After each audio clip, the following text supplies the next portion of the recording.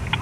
The story begins here in 2015. Police found a 26-year-old woman unconscious and almost nude in the back seat of a cab.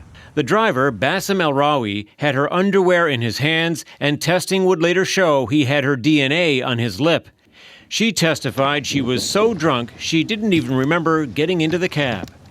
But yesterday, Judge Gregory Lenehan acquitted El-Rawi, saying a lack of memory does not equate to a lack of consent.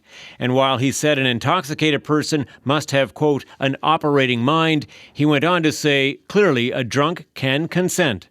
The outrage has been swift. That a drunk yes is a big no, and we expect everyone to understand that.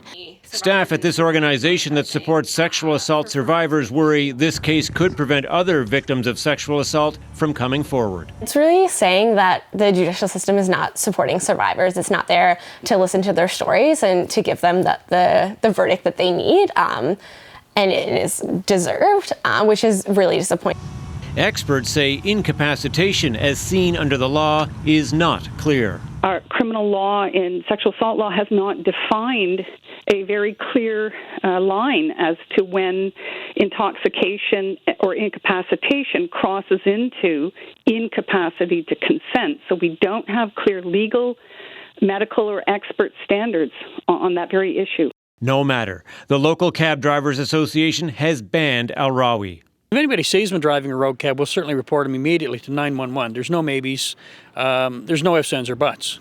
Others have suggested mandatory security cameras in cabs.